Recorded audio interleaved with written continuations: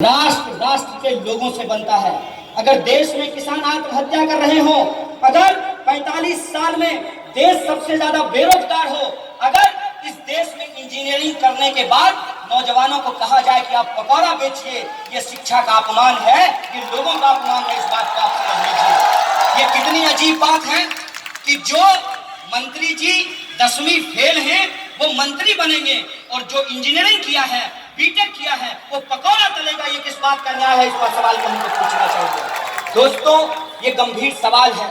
इस सवाल को आप समझिए कि जिनके बच्चे शहादत दे रहे हैं, जिनके पिताजी खेतों में मर रहे हैं, ये दोनों किसान से लेकर जवान तक आज प्रधानमंत्री नरेंद्र मोदी के खिलाफ बनारस से चुनाव लड़ने जा रहे हैं। बीएसएफ का वो जवान तेज बहादुर यादव बनारस से चुनाव लड़ रहा है और 111 किसान बनारस से चुनाव लड़ रहा है। ये इनकी हकीकत है। और अमित शाह आकर के राष्ट्र कवि की इस धरती पर हमको राष्ट्रवाद का पाठ पढ़ाने के लिए आए थे। एक बात मैं आपसे पूछना चाहता हूं। ये कहते हैं टुकड़े टुकड़े गैंग, कौन कर रहा है टुकड़ा टुकड़ा इस देश का? अपने दिल पर हाथ रखिएगा और एक बार सोचिएगा कि किसने इस देश को टुकड़ा टुकड़ा करने का प्लान बना रखा है। आप जरा उसके बारे में समझिए। चुनाव हो रहा है, बेगूसराय में चुनाव हो रहा है। एक सेकेंड हैंड मिनिस्टर हमारे पास चुनाव लड़ने के लिए आए हैं, सेकेंड हैंड नारा लेकर के। और वो सेकेंड हैंड मिनिस्टर, उनकी सच्चाई क्या है? सच्चाई ये है कि आप उनका सोशल मीडिया प्रोफाइल जाकर के चेक कर लीजिए। उनकी मिनिस्ट्री क्या कर रही है, इसके बारे में आपको कोई जानकारी नहीं मिलेगी। किस बात पर लोगों को पाकिस्तान भेजा जाएगा, इस बात की पूरी जानकारी आपको मिल जाएगी।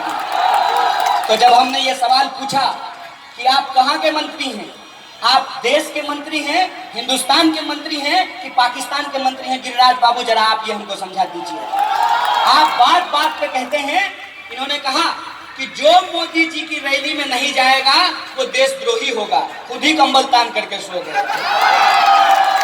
बताओ, इनकर बात के मानते, के भरोसा करते? पहले कहलखिन कि कुछ भी हो जाए हम नवादा से ही चुनाव लड़ेंगे। नवादा से यदि नहीं लड़ने दिया जाएगा तो हम राजनीति से संन्यास ले लेंगे। संन्यास तो वो नहीं लिए। बेगूसराय के लोग 29 तारीख को उनको संन्यास दे देगा। दीजिएगा कि नहीं दीजिएगा? की बुझलखिन फड़किया दिरा छिकै, बढ़ैया से घोड़ा लगे थी न, जोत के चल जाती। बेगूसराय धरती छिकै, बेगूसराय धरती। और पिछला 5 साल में लगातार इस सरकार ने बेगूसराय की मिट्टी को अपमानित करने का काम किया है। इस बात को आप हमको सोच करके बताइए कि किस मुंह से इन्होंने इस मिट्टी के लाल को गद्दार कहने का काम किया। इस बात को आप सोच करके बताइए। छोड़ दीजिए, हो सकता है कि आपको मेरी बात पर भरोसा नहीं हो, मान लेते हैं एक बार के लिए, लेकिन एक बात बताइए, खुद पे भरोसा है कि नहीं है? अपने दिल पर हाथ रख करके बताइए। आपका दिल कहता है कि बेगूसराय में गद्दार पैदा हो सकता है? सोच के बताइए। ये किस मुंह से आकर के बेगूसराय में कहते हैं कि नमूना है? ए साहब, हम तो नमूना नहीं हैं, लेकिन आपको देख करके लगता है कि आप गोडसे का नमूना हैं। और मैं आपको कह देना चाहता हूं कि ये धरती डॉक्टर बाबा साहब भीमराव अंबेडकर की धरती है। ये धरती शहीद आजम भगत सिंह की धरती है। ये धरती महात्मा गांधी की धरती है। ये धरती बेगूसराय एक से एक शहीदों की धरती है। इसीलिए अगर आप हमारा नमूना देखना चाहते हैं तो प्रधानमंत्री से जरा कान में पूछ लीजिएगा और बताइए, कन्हैया याद आ रहा है कि नहीं याद आ रहा है? नमूना तो हमने आपको दिखाया है।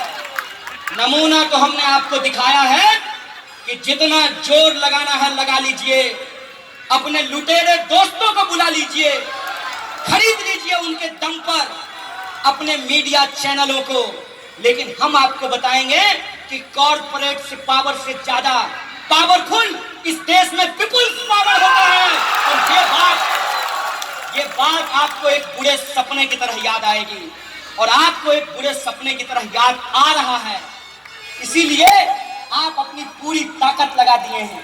एक मिनिस्टर साहब को चुनाव लड़ने के लिए भेजे हैं, मंत्री जी कहते नहीं हम बेगूसराय नहीं जाएंगे। अमित शाह बोले कि आप हमारे बहुत अच्छे मित्र हैं, आप बस किसी तरह से हिंदू मुसलमान करके शमशान कब्रिस्तान करके बेगूसराय से चुनाव जीत करके आ जाइए, हम आपको कुछ ना कुछ पकड़ा देंगे। और बेगूसराय के लोग टुकड़ा पर पड़े है। जो इस देश में चापलूसी के टुकड़े पे पलते हैं, वही इस देश में मजदूर और किसानों के लड़ने वाले लोगों को टुकड़ा टुकड़ा कहते हैं। इस बात को याद रख लीजिएगा। और ये जो चापलूसी के टुकड़े पे पलने वाले लोग हैं, इस देश को जो लूटने वाले पूंजीपति हैं, उनके टुकड़ों पे जो पलने वाले लोग हैं, इस देश में किसानों, जवानों और इस देश के आम आवाम मेहनत कश की जो आवाज है उसको दबाना चाहते हैं।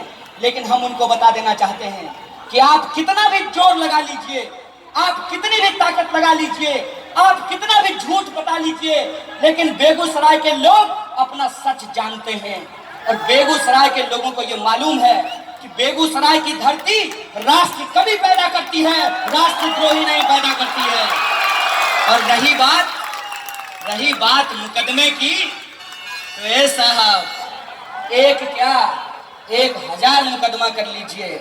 हम तो जेल से निकल करके ही कह दिए थे कि जब तक जेल में चना रहेगा आना जाना, अरे जब तक जेल में चना रहेगा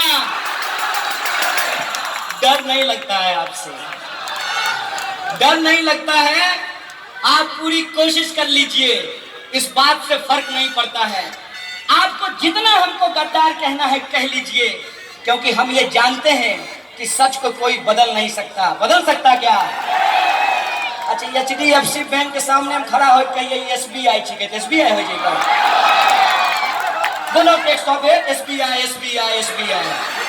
HDFC SBI हो जाता है। हमारा बगल में को कहते देशद्रोही देशद्रोही देशद्रोही, हम देशद्रोही हो जाएगा। अरे गलती किए हैं यदि तो बकवास करना बंद कीजिए, सबूत पेश कीजिए। और हम जानते हैं कि आप अपना सबूत मिटाने में माहिर हैं, लेकिन हम अपना कोई सबूत नहीं मिटा रहे हैं, क्योंकि हमारा सबूत देश को तोड़ने के लिए नहीं, देश को जोड़ने के लिए है। इस बात को याद रखिएगा। जो लोग इस देश में चुनाव के वक्त हिंदू और मुसलमान कर रहे हैं, जो लोग चुनाव के वक्त में शमशान और कब्रिस्तान कर रहे हैं, जो लोग चुनाव के वक्त में मंदिर और मस्जिद कर रहे हैं, दरअसल वो देश तोड़ने का काम कर रहे हैं। और हमको एक बात कह देते हैं कि इस धरती को अगर किसी चीज ने बचाई है तो वो है इस देश की गंगा जमुनी तहजीब। और गंगा जमुनी तहजीब ये होता है कि जब हम बुतरू रहिए ना, तो हमारा भी लोग नारा लग रहे